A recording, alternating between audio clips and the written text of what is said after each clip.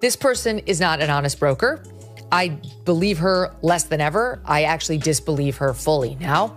The truth should be out there. This isn't going to end well for you, Blake. Sorry. The scandal surrounding Blake Lively and Justin Baldoni took another unexpected turn when new evidence emerged, shaking the foundation of Lively's accusations. As the public continued to digest the shocking details of Baldoni's $400 million lawsuit, another layer of the controversy began unfolding, one that cast further doubt on Lively's narrative. The battle was no longer just a dispute between two Hollywood co-stars. It had become a full-scale war, with each side bringing forward damning revelations that could change the trajectory of their careers forever. The voicemail that changed everything. Among the most pivotal moments in the unfolding drama was the release of a 7-minute voicemail from Justin Baldoni to Blake Lively. Hey, Blake. It is 2 in the morning. Hopefully this does not wake you up. The message, recorded at 2 a.m., was meant to be a simple note of gratitude and encouragement. However, instead of supporting Lively's claims that Baldoni had been an aggressor on set, the voicemail painted a completely different picture, one of admiration, respect, and professionalism. What followed was a message filled with genuine appreciation. Baldoni thanked Lively for her creative input on It Ends With Us and expressed excitement about working alongside her. He even went as far as to praise her changes to the film's direction, acknowledging her passion for the project. "I'm really excited to go through this whole movie with you," he continued. "It's been incredible seeing your vision come to life, and I can't wait to bring it all together." This was not the voice of a man attempting to intimidate or harass his co-star.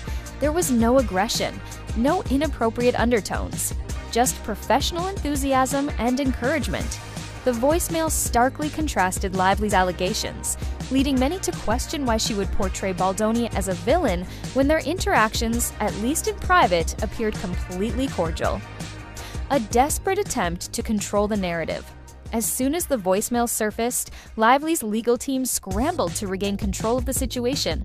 They argued that a single message, no matter how polite or professional, did not disprove her allegations of discomfort. However, Baldoni's attorneys were quick to highlight the inconsistency. Why would a woman who felt harassed receive a warm, respectful voicemail from her alleged aggressor without a single sign of tension? Even more damning was the fact that Lively never responded to the message with any indication of discomfort. There was no attempt to shut down communication, no expression of fear or concern. Instead, she continued working alongside Baldoni as if nothing had happened, until, of course, her accusations became public. Behind-the-scenes footage exposes the truth. But the voicemail was only the beginning.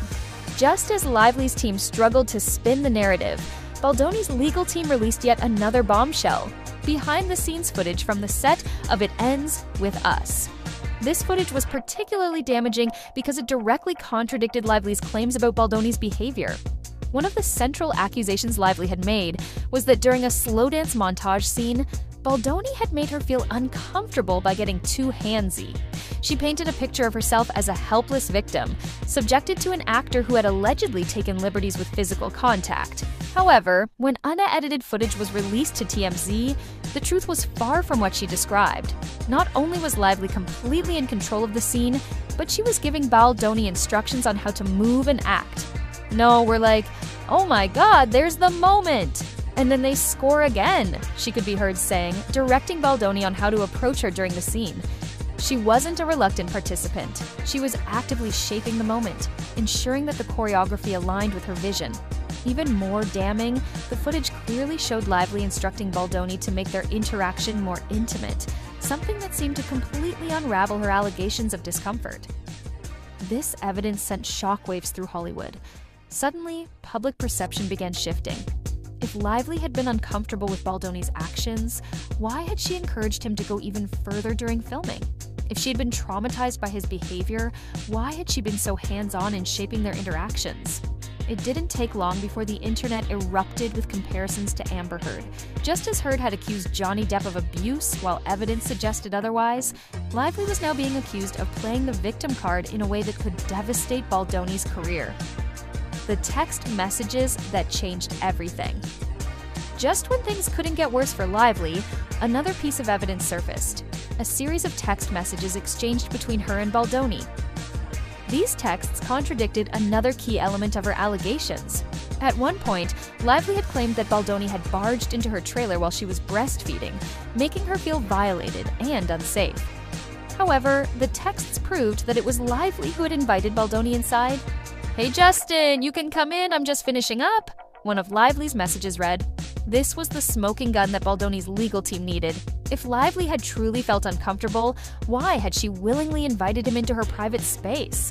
Why had she initiated their interaction instead of setting clear boundaries? The revelation was devastating. It suggested that Lively had deliberately twisted events to fit a false narrative. Just as Heard had been accused of doing with Depp, public sentiment continued to shift, with many now viewing Lively as a manipulator rather than a victim. The gag order attempt, a last-ditch effort. As more damning evidence emerged, Lively's legal team made a desperate move. They attempted to impose a gag order on Baldoni. A gag order, if granted, would have legally prevented Baldoni from speaking about the case in public. This would have silenced his ability to release further evidence, essentially keeping the full truth from reaching the public. Lively's attorneys argued that Baldoni's public disclosures were damaging to her reputation and creating a trial by media, which could compromise her right to a fair legal process. But Baldoni's legal team fought back aggressively, arguing that their client had every right to defend himself from false accusations, especially when Lively's team had been the first to take the case to the media. The court sided with Baldoni, rejecting the gag order. This meant that all evidence, texts, videos, voicemails, and behind-the-scenes footage could continue to be released to the public. Even more shocking, Baldoni's team launched a website dedicated to compiling every piece of evidence against Lively. The website included a 168-page legal document detailing the case's timeline, text messages proving Lively's inconsistencies, video clips contradicting her allegations, screenshots of conversations between Lively, Baldoni, and Ryan Reynolds, further unraveling her story. The launch of this website was a nightmare for Lively's PR team. Now, every detail of the case was available for the public to dissect, making it impossible for Lively to control the narrative. At this point, Blake Lively was backed into a corner. Her credibility was in ruins, her legal options were shrinking, and her once glamorous Hollywood career was hanging by a thread. But just when it seemed like things couldn't get any worse, another revelation emerged, one that would send shockwaves through the industry once again. The collapse of Blake Lively's case, the evidence that changed everything. As the media frenzy around Blake Lively and Justin Baldoni's legal battle escalated, the case took another shocking turn with the release of critical evidence that challenged Lively's accusations.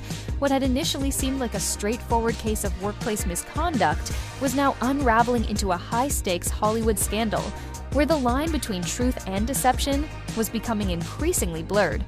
The voicemail that raised questions. One of the biggest revelations in Baldoni's defense came in the form of a 7-minute voicemail that he had sent to Lively at 2 a.m. The timing of the message alone was enough to spark intrigue. Why was Baldoni reaching out to Lively in the middle of the night? But rather than containing anything incriminating, the voice painted a very different of their professional relationship. "Hey Blake, it is 2 in the morning. Hopefully this doesn't wake you up," Baldoni's voice began, calm and measured. Far from sounding threatening or aggressive, the voicemail expressed nothing but admiration and appreciation for Lively's contributions to It Ends With Us. Baldoni thanked her for allowing him to work alongside her and praised her creative vision for the film. "I'm just really excited to go through this whole movie with you. I'm just excited to spend time with you." The recording provided an entirely different narrative than what Lively had previously claimed. If she had truly felt uncomfortable around Baldoni, why would he be sending her such a polite and respectful message? And more importantly, why had she never responded to it with any sign of distress? The voicemail was a game changer. It wasn't just evidence, it was proof that Baldoni had, at least in this instance, behaved professionally and respectfully.